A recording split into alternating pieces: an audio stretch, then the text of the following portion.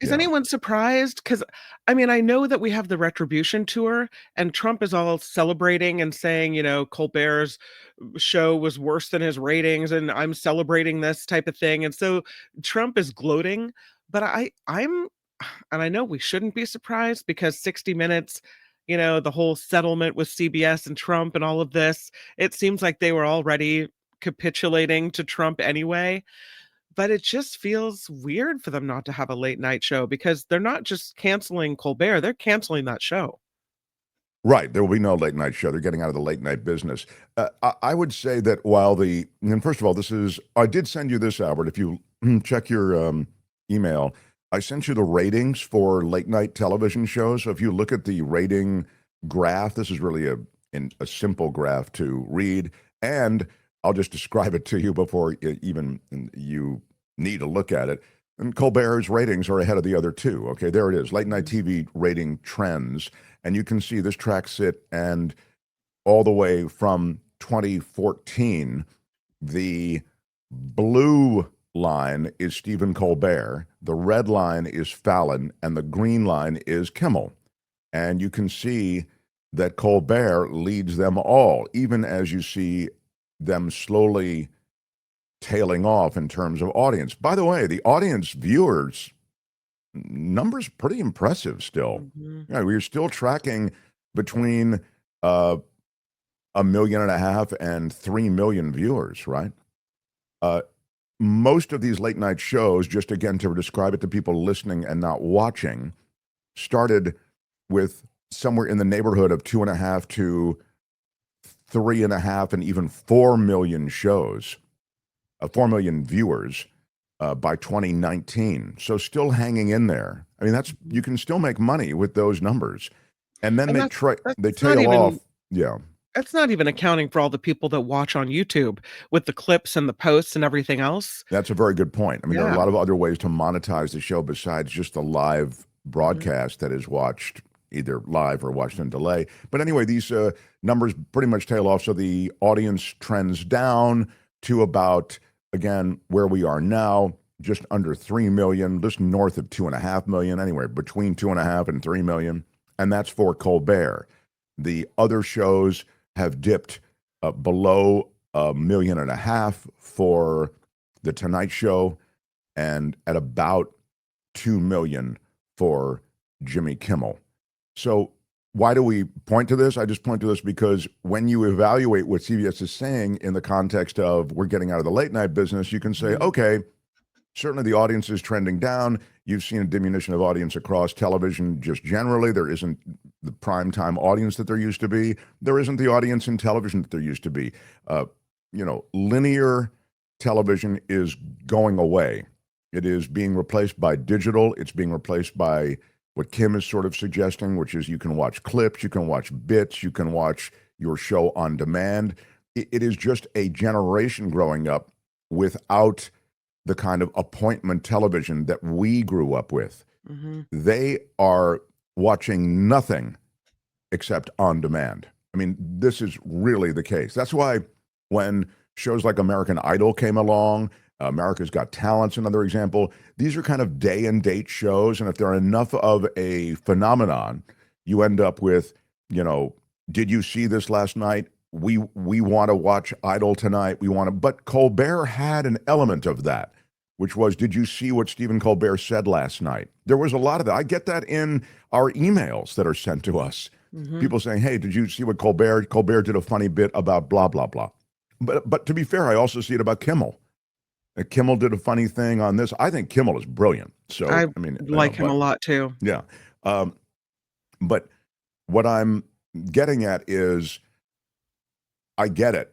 The audience is siphoned off slowly. They're getting older. They're moving on. The new audience is not there except for, as I say, video on demand. And we're just seeing an attenuation of the audience. The audience is just spread out now across so many other things: gaming, movies, streamers. I mean, there are just so many things competing with legacy TV. So that's just a reason to look at legacy TV as something that is trending down. Now, let's get to Stephen Colbert just quickly, and then I will move on.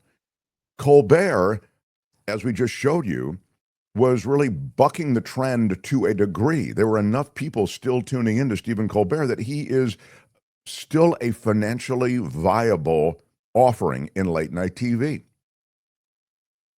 His unapologetic skewering of both Trump and his own network. I mean, he really jacked up his own network about making a deal with Donald Trump for what they called a nuisance lawsuit. That gave him a kind of rebel quality that was really cool. But if you're a suit at CBS, I'm sure you don't like it, and you're having to deal with pressure from Trump, and you've already settled with Trump, which speaks to the fact that you essentially don't want any trouble with Trump because you're trying to get this Skydance merger done. It's a whole thing with Paramount. This has nothing to do with anything we've spoken of except for money. So what I would say is that fundamentally, it would seem that all roads lead back to CBS saying, hey, we were going to cancel Colbert and our late night offering anyway, and this is really about the business. It's not about caving to Trump. That's what they said, right, Kim? Yep. But the truth is, they do it right on the heels of this. They say it's a purely financial decision against a challenging backdrop in late night. It is not related in any way to the show's performance, content, or other matters happening at Paramount. That sounds almost Trumpian, and there's nothing to see here. Who are you going to believe, me or your lying eyes? A lot of people in the chat wondering if maybe this was some type of something to do. Yeah, Becky, curious if it was part of the settlement with Trump somehow. Get rid of Colbert. Interesting. That's a quiet part of it. Yeah. Mm-hmm. Many legal experts said the deal was an unnecessary concession in a frivolous case. Speaking about the lawsuit that was settled for $16 million. At minimum, it undermined one of TV journalism's most accomplished independent voices. That's the 60 Minutes reference. Some people called it, quote, a big fat bribe. Those were Colbert's words in a blistering monologue a few days ago. They also mentioned speculation in that monologue that CBS's future owners might try to rein him in. So I'd say it's tough to handicap this. The one thing I would say is the timing feels like it's a gift to Trump. Yeah, it does. I mean, you could have made this decision that you're getting out of the late night business, but the idea somehow that you would make the announcement at the same time, essentially, that you write this check to Trump on a suit that you know you can win, the lawsuit, but you do it because Sherry Redstone wants to make this deal for Paramount to merge with Skydance. So these are the problems when you allow media mergers of this type. People are saying Colbert loses $40 million a year. Is that what CBS is saying? I don't know. Is that the number? I mean, you'll have to explain that to me. I don't know how that's possible when you just showed us the graph that says he's at the top of the game. Well, I mean, the one thing I would say about that is I don't see how you get that number, 40 million. Show me where that's true. And I'm not leading the parade for keeping Stephen Colbert on the air because he's so profitable.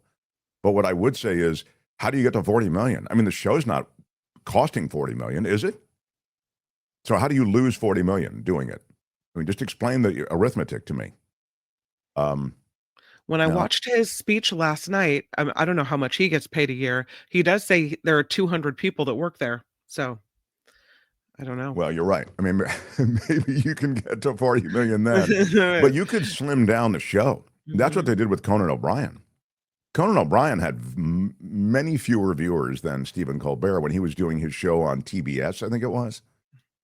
And they just slimmed it down. And finally, it was just, and Conan, of course, he found a rich gold vein of revenue after late night television.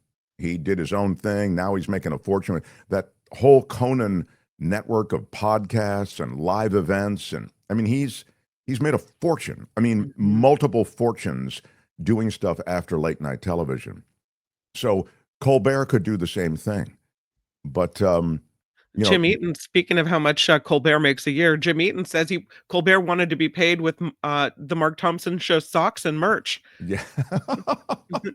Well, I'm glad somebody wants them. Kim is asking questions about them, but We might have some competition on YouTube, Mark, with I mean they already post clips, but he might just be huge on YouTube, I feel yeah, like. that's true. His salary is not publicly available, but it's known that he is the host of Late Night with Late Show with Stephen Colbert, says AI. Hmm. And in typical AI form, AI is trying to BS its way out of the answer. You know, who's the highest paid late night host? The highest paid late night television hosts are generally considered to be Stephen Colbert and Jimmy Fallon. Not Each Kimmel? each earning an estimated, anybody? What does the internet say the late night hosts are making? I ask you. Each one, according to the internet, Stephen Colbert and Jimmy Fallon are the top compensated late night hosts. How much do they make? Colbert makes $15 million a year, said Randy, who's clearly just looked it up, and that's right. Mhm. Colbert and thank you, John, for playing the game without Googling it. Yeah, the highest late night television hosts, highest paid, are Colbert and Fallon, each earning an estimated $15 million a year. Yeah. And so when you look at that, maybe it is possible to lose 40 million. I don't know. But Fallon is great with singing and goofing off with guests, but he lacks the political zing, the social commentary that I think a lot of people tune into late night for. So for that reason, I'm surprised Fallon is on the top moneymaker there. I think Kim is Mhm. sort of right about this. I do think that, Sort of right. I'll take it. yeah, well, I mean, I think that you're right. I think here's why I'm laboring a bit. First of all, Kimmel to me is brilliant and he Mm-hmm. laps everybody. I'm sorry, even Colbert. I think Kimmel is just wonderful. Now, I don't know. I just feel a special connection with Kimmel. I think he's sort of he has almost a teenage rebellion in him that I really Mm-hmm. like. And he's got very funny stuff on Trump, et cetera. So, but let's put that to the side.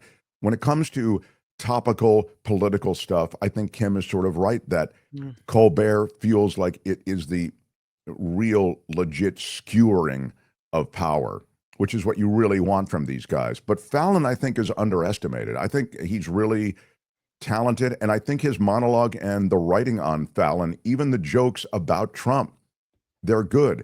He just has a youthful energy and quality that may kind of work against him when it comes to sort of political commentary, if you will, or the skewering politically of these people. But I take your point that Colbert just feels, right, Yeah, a little more right maybe than Fallon I does. find Kimmel definitely Fallon. gets the laughs, I feel like. He gets Yeah. laughs. Mhm. Colbert, you watch Colbert, you get a lot of cheering from Yeah. Yeah, the crowd. that's a really great point. Albert, thank you. Yes, I think that's exactly right. I think Fallon is more I find him to be more contrived. It feels like made up. His whole overblown laughing and throwing himself down on the desk, like, oh, isn't this all so funny? I just don't feel the natural talent that I do from someone like Craig Ferguson or Jimmy Kimmel, where they're just themselves and also supremely funny at the same time. Yeah, I don't know. I mean, again, I adore Jimmy Kimmel, so Hmm. I don't you just can't. I mean, I know everybody's Colbert. I watch Kimmel, Yeah. so I don't know Yeah. what to say. But I do appreciate it. When I watch Colbert, I go, wow, this really is good. I understand why people are into Colbert. Yeah. Stephen is smart, talented, hardworking, and a good person. Whatever he does next, he will succeed with. Cindy G from New York City says, "Yeah, I mean, I think you're right, and that's kind of what I was saying before. Thank you, Cindy, for the super chat. I think that I think Cindy's Big right shout out. in that that post late night television world that Conan, for example, did so well with. I think Colbert will do very well as also. Yeah. And look, a podcast alone could pay him millions. the podcast universe is just so lucrative for so many of these big name people who have access to big guests and who have a big following. Maggie with a $5 super chat. The Mark Thompson Show, never bending the knee. There you go, baby. Thank you. I love Colbert, says Kim. Kim Roslin. Yeah. I love Colbert. So sad and mad, she says. Yeah. Sue says, my heart will be broken without Colbert. He's the only one I watch. Do you think Colbert will go over to HBO, Karen says. If they pick him up like they did with Bill Maher, I would love to watch him more than Maher. That's really provocative. Now, he can't go over to HBO or anywhere else with the kind of huge organization that he has, as Kim has noted, with 200 employees. He can't do it. There's just, that streaming universe just won't support that kind of legacy media salary and battleship filled with employees. But to your point, he might make a splash over there. And if he wants to continue, hey, that's what Conan did. Conan went to this kind of one-on-one. Do you recall? He still brought Richter. He did kind of what I did from KGO. He brought his sidekick, Richter, and they just did 2 chairs there, and then they'd bring on a guest, and it was like a really skinny version of his late night show, and and very successful. So, hi, it's Mark, and I thought that was great. Hit the notification bell. You'll know whenever there's a new video being dropped, and please subscribe to our channel to help us save the universe.